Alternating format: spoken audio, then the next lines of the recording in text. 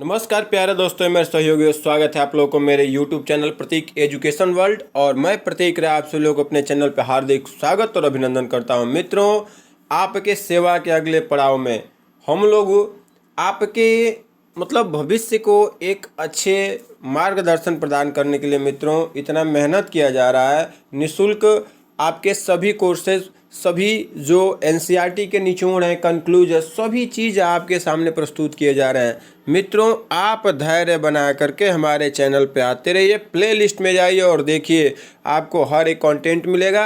अभी जो कोई अनकम्प्लीट होगा तो आने वाले समय में वो कंप्लीट मिलेगा आपका सारा सिलेबस। क्योंकि हम लोगों का वीडियो का अपलोड करने का कार्यक्रम जारी रह रहा है। हम हमारे सहयोगी सब मिलजुल करके, हम बदले जग बदलेगा, हम सुधरे जग सुधरेगा, यूं मुकाम लेकर हम चले हैं। अपने मन में मंजिल को बदलेंगे, चाहे राह में कितनी भी उलझने आए, उस उलझनों को ताड़ कर हम आगे बढ़ेंगे। तो चलिए मित्रों, एनसीईआरटी के जो हम लोग सारांश में निचोड़ में जो चढ़ रहे हैं, वो अब हम लोग चलते हैं लेसन नंबर 2, क्लास 6 का एनसीईआरटी का जो हिस्ट्री का बुक है हमारा अतीत, उसका लेसन नंबर 2 के बारे में बात करेंगे मित्रों। एकदम मैप के साथ बात करेंगे और एकदम बिंदास होकर के, मस्त होकर के वीडियो को देखिएगा, मज़ा आएगा मित्रों। और मेरे हैंड राइटिंग नोट्स है, आप जानिए कि इसमें से ये कभी इधर उधर जाने वाला नहीं है।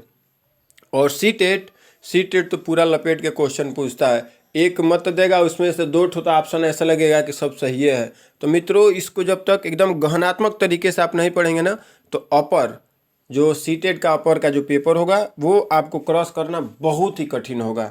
क्योंकि अत्यधिक यूट्यूब पे देखिए तो अत्यधिक जितने भी लोग हैं प्राइमरी लेवल के कोर्सेज को पढ़ाने का काम करते हैं। क्योंकि जो अपर लेवल का है उसको प्रोवाइड कराना बहुत ही कठिन कार्य है मित्रों। उतने आपके भूगोल से, इतिहास से, फिर उसके बाद नागरिक शास्त्र से सारे टॉपिक क्लियर कराना बहुत महत्वपूर्ण की बात है मित्रों। लेकिन हम लोग पेपर से पहले सारे चीज़ क्लियर करा लेंगे। तो चलिए आगे पढ़ते हैं, बात करते हैं। तो लेसन नंबर 2 है आरंभिक मानव की खोज। आरंभिक मानव की खोज हम लोग जानते हैं पूरा पाषाण काल, मध्य पाषाण काल और नव पाषाण काल। तो इसी चीज़ के बारे में इसमें एकदम डिटेल से पढ़ा जाएगा मित्रों। तो चलिए, जैसे पहले के हम लोग वीडियो में पढ़ लिए हैं, क्या, कब, कहाँ और कैसे में पढ़े थे, विभिन्न प्रकार की बातों को पढ़े थे। जैसे कि हम लोगों को जो इंडिया कहा गया, इंडस कहा गया, इंडस का हिंदी और संस्कृत अर्थ क्या होता है, इन सभी चीज़ों के बारे में पढ़े हम लोग। इंडस होता है, इंडस का संस्कृत अर्थ होता है सिंधु नदी के तट पे बसे होने का। यूनानियों के आने के कारण यूनानियों के मुख से द्वारा भारत कहा गया, और फिर उसके बाद इंडस कहा गया। तो ये सभी चीज़ों के बारे में हम लोगों ने पिछले क्लास में पढ़ लिया है। प्लेलिस्ट में आकर के देखिएगा, आपको सब क्लियर हो जाएगा। तो चलिए अब आगे बात करते हैं हम लोग। सबसे महत्वपूर्ण देखिए, इसमें जो जो महत्वपूर्ण टॉपिक है मित्रों, उसी चीज़ को मैं क्लियर किया हुआ हूँ। ये सभी पैदल यात्रा करते थे। पूछ सकता है, ऑप्शन दे सकता है कि बैलगाड़ी से, घोड़ों से। तो आपको जब पता रहेगा तभी ना, आपको तो लगेगा कि हाँ बैलगाड़ी होगा, बैलगाड़ी से ट्री कर देंगे। लेकिन नहीं, वो लोग जो आरंभिक मानव थे, यानी कि पूरा पाषाण काल के मानव जो थे, वो कैसे चलते थे, तो पैदल यात्रा करते थे। आगे बात करेंगे हम लोग मित्रों, ठीक है। समस्त पुरा स्थल नदियों और झीलों के किनारे पाए गए हैं, ऐसा प्रश्न पूछा जा सकता है। जो भी हमारे पूरा स्थल, यानी कि जो पूरा पाषाण काल की स्थितियाँ, चाहे जो भी वस्तुएं पाई गई, वो कहाँ पाए गए हैं, नदियों झीलों के किनारे पाए गए हैं। आगे बात करेंगे हम लोग, जिस स्थान पर पत्थर के बड़े बड़े टुकड़े मिले, जहाँ पे बड़े बड़े पत्थर के टुकड़े मिले हैं, वहाँ पे क्या माना गया है, वहाँ पे उद्योग होने के अनुमान लगाए गए हैं। आगे बात करेंगे हम लोग मित्रों, ज़्यादा समय तक रहने वाले स्थान को आवासीय स्थल कहते हैं। यानी कि पुरातत्वविदों के द्वारा बताया गया है कि जहाँ पर ज़्यादा देर तक रहे हुए हैं लोग, वहाँ पे उस स्थान को वह आवासीय स्थल कहा गया है। आगे बात करते हैं हम लोग कि प्राकृतिक गुफाएं विंध्य और दक्कन के पर्वतीय इलाके में मिलती हैं, जो नर्मदा घाटी के पास हैं। ये ध्यान में रखिएगा कि पूछा जा सकता है कि जो सबसे पुरानी गुफाएं हैं, प्राकृतिक जो ऑटोमेटिक बनी हुई, जिसको तोड़ फोड़ के नहीं बनाया गया है, तो वो गुफाएं विंध्य और दक्कन के पर्वतीय इलाके में मिलती हैं, जो कहाँ पे है, तो नर्मदा घाटी के पास है। आगे पढ़ेंगे हम लोग मित्रों, पूरा स्थल उस स्थान को कहते हैं जहां औजार, बर्तन और इमारतों जैसी वस्तुओं के अवशेष मिले हैं। मित्रों, ये पूरी बुक की एक कदम सारांश है, एकदम कहीं भी यहाँ से छूटेगा नहीं। इसको पढ़ लिए तो बुक के पास तो जाना ही नहीं। अगर थोड़ा सा संकोच होगा तो आप बुक उठा करके देखिएगा, एक एक पॉइंट अगर इसमें छूटा होगा तब कहिएगा। पॉइंट ऑफ व्यू एकदम ज़बरदस्त रहेगा। औजार बनाने के तरीके को दबाव शल्क तकनीक कहा जाता है। इनके द्वारा कहा गया है कि जो हथियार बनाने के तरीके थे उनको क्या कहा गया, दबाव शल्क तकनीक। ये पूछा जा सकता है मित्रों। आगे हम लोग बात करेंगे लगभग 12,000 साल पहले संसार की जलवायु में बड़े बदलाव आए, वनों का निर्माण प्रारंभ हुआ। अब क्या हो रहा है कि आज से 12,000 साल पहले पूर्णतः जलवायु में परिवर्तन होना चालू हो गया। यानी कि गर्मी ठंडा जब ज़्यादा पड़ने लगा तो आप सपोज कीजिएगा कि जब बारिश होता है, बारिश होने के बाद अगर मौसम गर्म होने लगे तो छोटे छोटे पौधे बहुत ज़्यादा निकल जाते हैं, तो वही वनों का निर्माण प्रारंभ हो गया। आरंभिक काल को पुरातत्वविदों ने पूरा पाषाण काल कहते हैं, ठीक है। जो आरंभिक काल रहा हुआ है यानी कि 12,000 साल पहले से 20 लाख साल पहले तक के जो काल है उसके बारे में इसमें समझा गया है मित्रों, ठीक है। पूरा पाषाण, पूरा का मतलब होता है प्राचीन, पूरा का मतलब क्या होता है मित्रों, प्राचीन, और पाषाण का मतलब होता है पत्थर, यानी कि पुराने पत्थर, यानी कि उन्हीं के माध्यम से, पत्थरों के माध्यम से अनुमान लगाया गया है कि यहाँ पे ऐसे ऐसे लोग रहा करते थे। आगे बात करेंगे मित्रों, और एकदम क्लियर रहिएगा। अभी अंत में अभी हम लोग समझेंगे कि कहाँ पे कौन स्थान है, वो किसके माध्यम से, तो मैप के माध्यम से।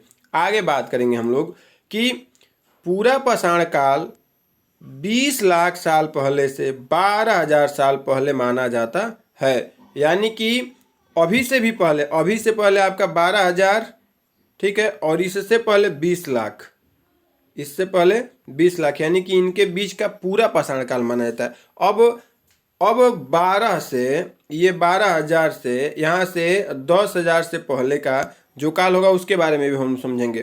तो आरंभिक, मध्य एवं उत्तर पाषाण युग, ठीक है। ये जो युग हुए 3 हुए, एक आरंभिक युग, एक मध्य युग और एक उत्तर पाषाण युग। मानव इतिहास की कहानी 99% इन्हीं युग में घटित हुई। यानी कि जितनी भी कहानियां हैं मानव इतिहास की, चाहे वो आदि मानव रहा हुआ है, चाहे वनमानुष रहा हुआ है, जिस भी तरह से रहा हुआ है, जैसे जिस तरह से बना हुआ है, वो सभी चीज़ इसी युग में घटित हुई हैं। आगे बात करेंगे हम लोग मित्रों कि इसमें क्या मुख्य बताया जा रहा है कि जिसमें पर्यावरणीय बदलाव मिलते हैं उसे मेसोलिथ यानी मध्य पाषाण युग कहते हैं। यानी कि वही आपका कौन, तो आपका 1,000 से 12,000 साल पहले, ठीक है, सॉरी 12,000 साल पहले की बात करेंगे हम लोग, ठीक है।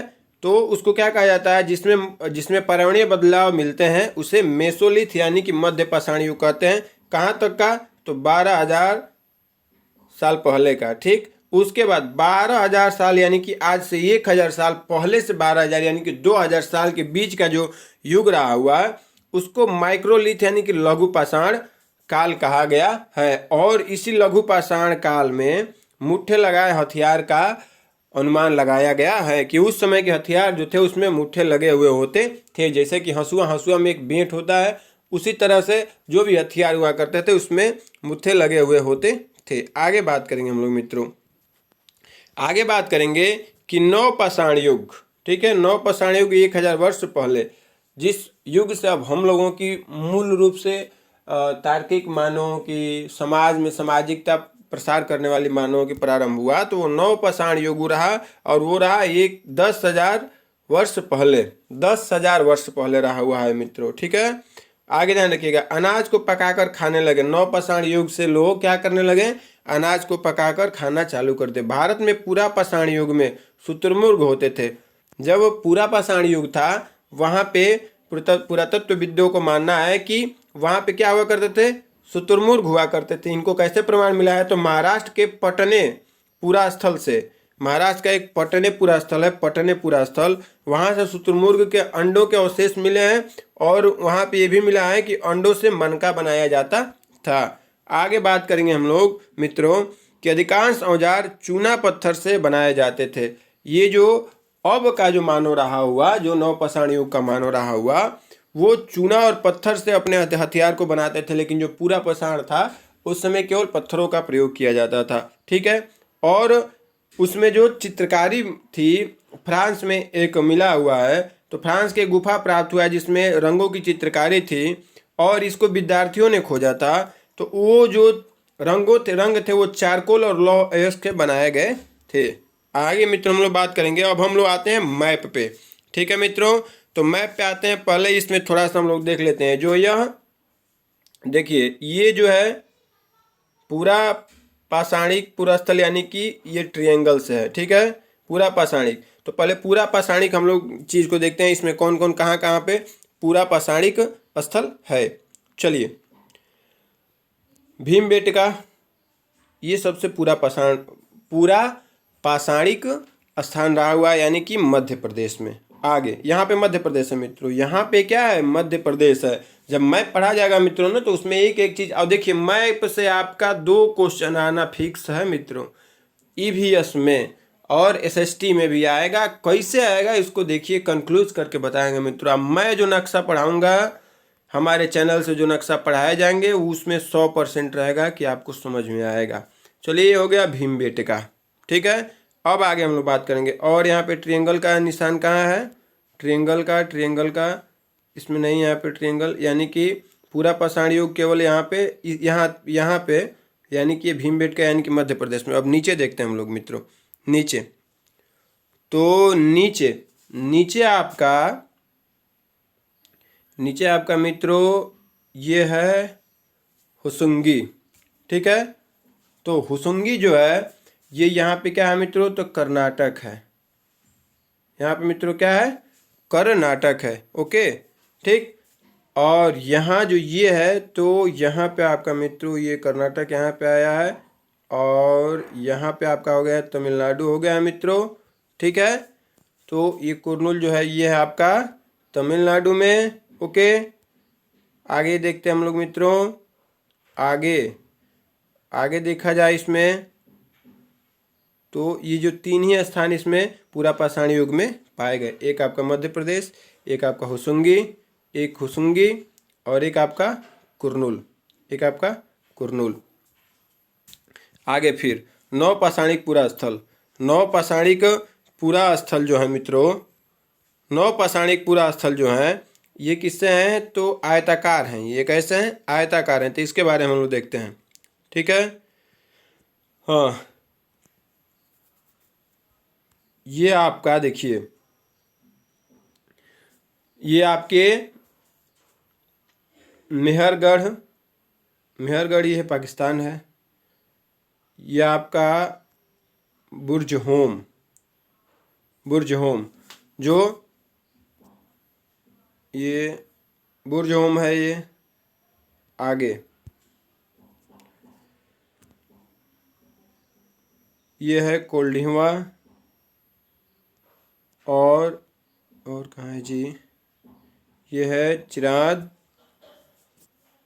और ये है दावोजली होर्डिंग। देखिए, अभी जब नक्शा से पढ़ाया जाएगा मित्रों, तो आपको समझाया जाएगा कि कहाँ पे कौन कौन मैप है। इसको आप स्क्रीनशॉट करके रख लीजिएगा, क्योंकि अभी हम बताएं यहाँ पे झारखंड है और यहाँ पे बिहार है, तो ऐसे बताएंगे तो आपको समझ में नहीं आएगा मित्रों। क्योंकि जब तक मैप आप क्लियर नहीं करेंगे तब तक कुछ नहीं होगा। चलिए, अगले वीडियो में मैप आपको क्लियर कराया जाएगा। ठीक है, यह है पयमपल्ली। ठीक, उसके बाद महापाषाणिक पुरा स्थल को आपको किससे दिखाया गया है, तो ग्रीन से दिखाया, ग्रीन सर्किल से दिखाया गया। तो इसको भी आप देख लीजिएगा। ठीक है, उसके बाद आरंभिक गांव प्रारंभ हो गए। देखिए, गांव प्रारंभ हो गए। पिछले वाले हम लोग वीडियो में पढ़े हुए हैं कि 4700 वर्ष पूर्व से गांव प्रारंभ होना चालू हो गए, और 2500 से शहरों का निर्माण होना चालू हो गया।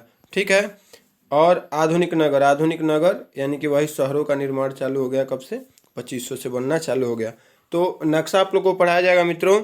इसमें बस आप देख लीजिएगा वीडियो को एक बार आगे पीछे करके, और नक्शे को देख लीजिएगा इसमें। ठीक है, और आशा है कि आप लोगों को हमारा वीडियो अच्छा लगा होगा। अगर अच्छा लगा होगा तो प्लीज़ लाइक जरूर कीजिएगा, और हमारे चैनल पर नए होंगे तो सब्सक्राइब जरूर कीजिएगा। महादेव आपको खुश रखे, मस्त रखे। जय महादेव।